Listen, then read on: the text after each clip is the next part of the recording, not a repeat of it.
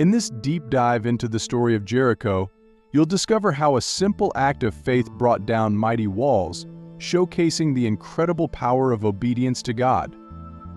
You'll learn about the miraculous crossing of the Jordan River, the faith of Rahab that led to her redemption, and the divine strategy that led to the fall of Jericho. We'll also explore the spiritual lessons this ancient story holds for us today, lessons about trust, faith, grace, and the consequences of disobedience. By the end, you'll see how the story of Jericho is not just a tale of conquest, but a powerful message of God's sovereignty and faithfulness. After the death of Moses, Joshua was appointed by God to lead the Israelites into Canaan, the land promised to their forefathers, Abraham, Isaac, and Jacob. The task before Joshua was daunting, as Canaan was inhabited by strong and fortified cities, the first of which was Jericho. God encouraged Joshua with a promise in Joshua 1:3-5, saying, "Every place that the sole of your foot will tread upon I have given you, as I said to Moses. From the wilderness and this Lebanon as far as the great river, the river Euphrates, all the land of the Hittites. And to the great sea toward the going down of the sun shall be your territory. No man shall be able to stand before you all the days of your life, as I was with Moses, so I will be with you. I will not leave you nor forsake you." With this assurance, Joshua took command and prepared the people to cross the Jordan River, the first significant obstacle between them and Jericho. Before the Israelites could confront Jericho, they had to cross the Jordan River, which was at flood stage during the harvest season, Joshua 3:15. God instructed Joshua to have the priests carry the Ark of the Covenant and lead the people across the river.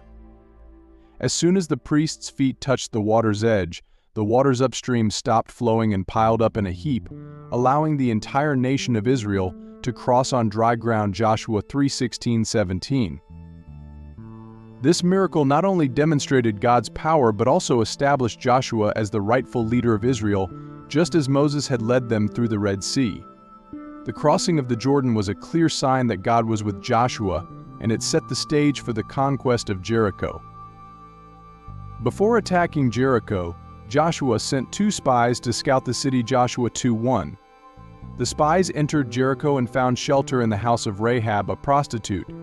Rahab's actions would play a crucial role in the success of the Israelites. Despite her background, Rahab recognized the power of the God of Israel. She told the spies in Joshua 2:9-11, "I know that the Lord has given you the land, that the terror of you has fallen on us, and that all the inhabitants of the land are faint-hearted because of you. For we have heard how the Lord dried up the water of the Red Sea for you when you came out of Egypt, and what you did to the 2 kings of the Amorites who were on the other side of the Jordan, Sihon and Og, whom you utterly destroyed. And as soon as we heard these things, our hearts melted, neither did there remain any more courage in anyone because of you, for the Lord your God. He is God in heaven above and on earth beneath." In exchange for her protection, Rahab asked the spies to spare her family when the Israelites attacked Jericho. The spies agreed and instructed her to tie a scarlet cord in her window as a sign that her house was to be spared, Joshua 2:18-21. Rahab's faith and her decision to align herself with the God of Israel would not only save her family but also secure her place in the lineage of Jesus Christ, Matthew 1:5. Her story is a powerful example of how faith in God can bring redemption, regardless of one's past. After the spies returned, Joshua led the Israelites in preparing for the battle. However, this was no ordinary battle plan. God gave Joshua specific instructions that would test the faith and obedience of the Israelites. God's battle plan was simple yet unconventional. The Israelites were to march around the city once a day for 6 days. On the 7th day, they were to march around the city 7 times, and after the final march, the priests were to blow their trumpets, and the people were to shout. At that moment, the walls of Jericho would collapse, and the city would be theirs, Joshua 6:2-5. This plan required complete trust in God, as it defied all conventional military tactics. The Israelites could have questioned the wisdom of such a strategy, but instead, they obeyed without hesitation, demonstrating their faith in God's promise. The Israelites followed God's instructions precisely. For 6 days they marched around the city in silence, except for the sound of the priest's trumpets, Joshua 6:8-14. On the 7th day they marched around the city 7 times. After the 7th lap, Joshua commanded the people to shout, saying, "Shout, for the Lord has given you the city," Joshua 6:16. At that moment, the walls of Jericho collapsed and the Israelites charged in, taking the city as God had promised. The only survivors were Rahab and her family, who were spared because of her faith and the promise made by the spies, Joshua 6:17, 22-25. The destruction of Jericho was not just a military victory, it was a demonstration of God's power and faithfulness. The collapse of the city's walls was a physical manifestation of the spiritual truth that nothing can stand against the will of God. The story also reinforces the importance of obedience and faith, as it was these qualities that led to the Israelites' success. After the victory, Joshua pronounced a curse on anyone who would attempt to rebuild the city of Jericho. In Joshua 6:26, he declared, "Cursed be the man before the Lord who rises up and builds this city Jericho. He shall lay its foundation with his firstborn, and with his youngest he shall set up its gates." This curse was fulfilled several centuries later during the reign of King Ahab, when a man named Hiel of Bethel rebuilt Jericho at the cost of his firstborn and youngest sons, as prophesied by Joshua 1 Kings 16:34. This tragic event underscores the seriousness of God's commands and the consequences of disobedience. Rahab's faith not only saved her life but also placed her in the lineage of the Messiah. She married Salmon, a leader of Israel, and became the mother of Boaz, who married Ruth. Their great-grandson was King David, from whose line Jesus Christ would be born, Matthew 1:5-6. Rahab's inclusion in the genealogy of Christ is a powerful testimony to God's grace. Despite her past, her faith and obedience led to her redemption and a significant place in the history of salvation. The story of Rahab teaches us that no one is beyond the reach of God's grace and that faith can transform lives in extraordinary ways. While Jericho was destroyed, it would continue to play a role in biblical history.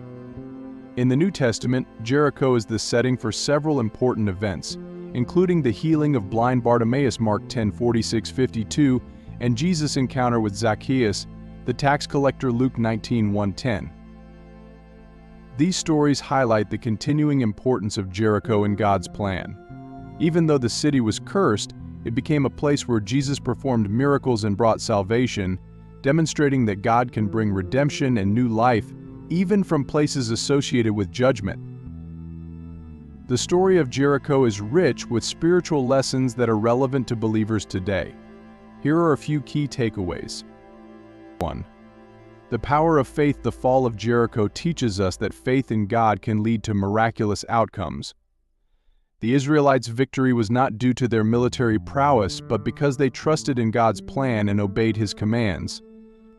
As Hebrews 11:30 says, "By faith the walls of Jericho fell, after the army had marched around them for 7 days." 2. Obedience to God. The Israelites' success was directly tied to their obedience. They followed God's instructions to the letter, even when those instructions seemed strange. This obedience is a reminder that God's ways are higher than our ways, Isaiah 55:8-9, and that trusting Him requires submitting to His will, even when we don't fully understand it. 3. God's sovereignty. The story of Jericho demonstrates that God is in control of all things. He can bring down the mightiest walls and overcome the greatest obstacles. This sovereignty is a source of comfort for believers, reminding us that nothing is too difficult for God, Jeremiah 32:17. 4. Redemption and grace. Rahab's story is a powerful example of God's grace. Despite her background, her faith led to her redemption and a place in the lineage of Christ. This teaches us that no one is beyond God's reach and that faith in Him can bring about radical transformation. 5. The consequences of disobedience. The curse on Jericho and its eventual fulfillment in the time of King Ahab is a stark warning about the consequences of disobedience. God's commands are not to be taken lightly, and ignoring them can lead to devastating consequences. Applying the lessons of Jericho today. The story of Jericho is not just an ancient tale, it has profound implications for our lives today. Here are a few ways we can apply the lessons of Jericho to our own spiritual journey. 1. Trust in God's plan. Just as the Israelites had to trust in God's unconventional battle plan, we are often called to trust in God's plan for our lives, even when it doesn't make sense to us. Proverbs 3:5-6 encourages us to trust in the Lord with all your heart, and lean not on your own understanding. In all your ways acknowledge Him, and He shall direct your paths. 2. Walk by faith like the Israelites. We are called to walk by faith, not by sight. 2 Corinthians 5:7. This means trusting in God's promises and stepping out in obedience, even when the outcome is uncertain. 3. Obey God fully. Partial obedience is not enough. God calls us to obey Him fully. This means following His commands, even when they are difficult or counterintuitive. As Jesus said in John 14:15, "If you love me, keep my commandments." 4. Embrace God's grace. Rahab's story reminds us that God's grace is available to all who turn to Him in faith. No matter our past, we can be redeemed and given a new identity in Christ. Ephesians 2:8-9 tells us, "For by grace you have been saved through faith, and that not of yourselves, it is the gift of God, not of works, lest anyone should boast." 5. Heed God's warnings. The curse on Jericho is a sobering reminder that God's warnings should be taken seriously. We must be diligent in following His word and avoiding the pitfalls of disobedience. Hebrews 2:1 warns us, "Therefore we must give the more earnest heed to the things we have heard, lest we drift away." The destruction of Jericho is more than just a story of ancient warfare. It is a profound lesson in faith, obedience, and the power of God. The walls of Jericho fell because the Israelites trusted in God's promises and followed His instructions. Their victory was a testament to God's faithfulness and a foreshadowing of the ultimate victory that would come through Jesus Christ.